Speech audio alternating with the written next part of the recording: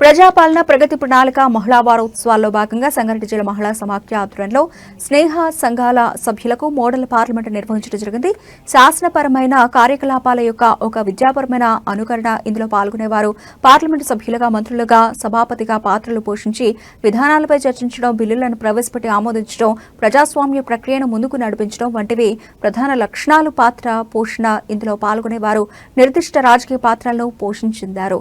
దీనివల్ల వారు తమ వ్యక్తిగత నమ్మకాలను తమ పార్టీ లేదా నియోజకవర్గం యొక్క వైఖరితో సమతుల్యం చేసుకోవాల్సి వస్తోంది.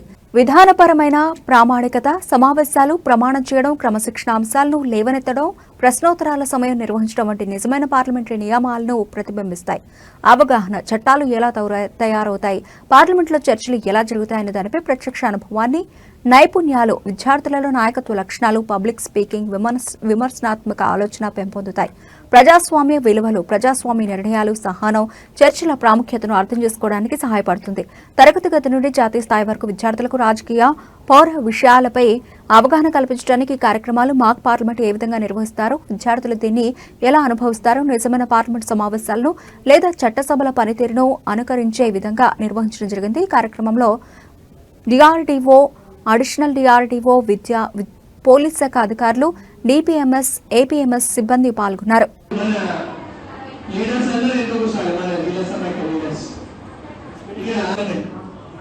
అందులో భాగంగానే మనము ఇక్కడ స్పీకరు, డిప్యూటీ స్పీకరు, అలాగే మౌలిక వసతులకు సంబంధించిన మంత్రి గారు, ఇక్కడ విద్యా ఆరోగ్య శాఖ మంత్రి, దీనికి ఇక్కడ రాష్ట్ర మొత్తం దేశంలో ఉన్న 89 పార్లమెంట్ సభ్యులు అందరూ పార్లమెంట్ లోక్సభ సభ్యులు కాబట్టి కేరళ, గుజరాత్, మహారాష్ట్ర, ఉత్తరాఖండ్, అస్సాం, అలాగే మన ఇంకా మిగతా వాళ్ళందరూ చెప్పాలి. అట్లాగే భద్రతకు సంబంధించి నెక్స్ట్ 15 నిమిషాలు, ఆ తర్వాత ఇక్కడికి రాగానే టీ బ్రేక్ అవుతుంది. ఆ తర్వాత మీకు విద్యాశాఖకు సంబంధించిన క్వశ్చన్ 15 నిమిషాలు. 15 నిమిషాల వరకు రావాలంటే అందరు క్వశ్చన్ అడిగితే కదా, ఇద్దరు కూడా అడిగారు.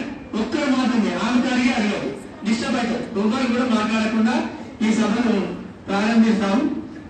సార్ ఒకసారి దీనికి సంబంధించి అడిషనల్ డిఆర్డీఓ గారు ఒకసారి ఇన్స్ట్రక్షన్స్ ఇవ్వాల్సింది. ఓటు ద్వారా ఎన్నుకుంటాం, వాళ్ళు అక్కడ పార్లమెంట్ లో ఉంటారు. దానికి మనకు స్పీకర్, డిప్యూటీ స్పీకర్ ఉంటారు. ఎంపీ ఎవరైతే ఉంటారో వాళ్ళందరూ కూడా డిప్యూటీ స్పీకర్ గారు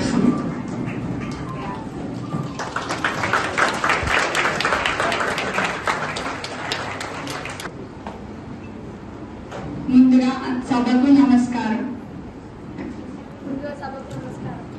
ప్రారంభం కావడానికి వందే మాత్రం గేయంతో ప్రారంభిద్దాం. దయచేసి అందరూ లేచి నిలబడండి.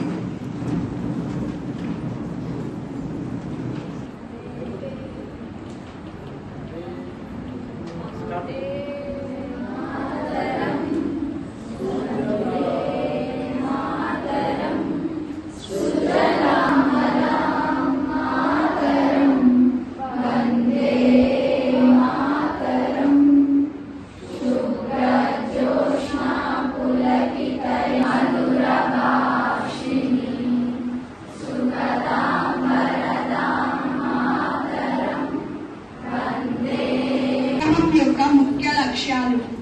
బాలికల అవేర్నెస్ కార్యక్రమంలో భాగంగా ఈ మాక్ పార్లమెంట్ సభ నిర్వహించబడింది. ఈ సభకు విచ్చేసిన మినిస్టర్స్ మరియు మెంబర్స్ కి స్వాగతం, సుస్వాగతం. మన గ్రామాలు, పాఠశాలలు మరియు సమాజంలో బాలికలు ఎదుర్కొంటున్న సమస్యలను చర్చించి వాటికి పరిష్కార సూచనలు చేయడానికి ఈ బాలల పార్లమెంట్ నిర్వహించబడుతుంది. ప్రతి ఒక్కరూ ధైర్యంగా మాట్లాడాలి. నిర్వహణ విధానం. ముందుగా అందరికీ నమస్కారం. ఉదాహరణ: విద్య, భద్రత, ఆరోగ్యం, పరిశుభ్రత, రవాణా, అధికారము. ప్రతి అంశంకి 2 నిమిషాలు సమస్య వివరణలు, గ్రామ సమస్యలను ఉదాహరణకు మరియు బాలికలను అన్వయించి తెలియజేయండి.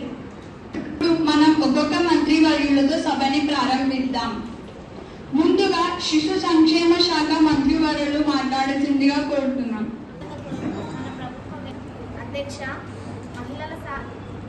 మహిళల సాధికారత కొరకు మన ప్రభుత్వం ఎలాంటి చర్యలు తీసుకోబడుతుంది?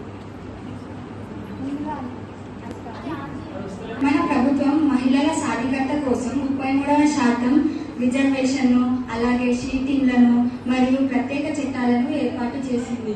ఇంకా ఈ విషయంపై ఒక కమిటీ వేసి నాణ్యమైన సేవలను అందించడానికి కృషి చేశాను. పిల్లల ఆరోగ్యం మీద ప్రభుత్వం ఎలాంటి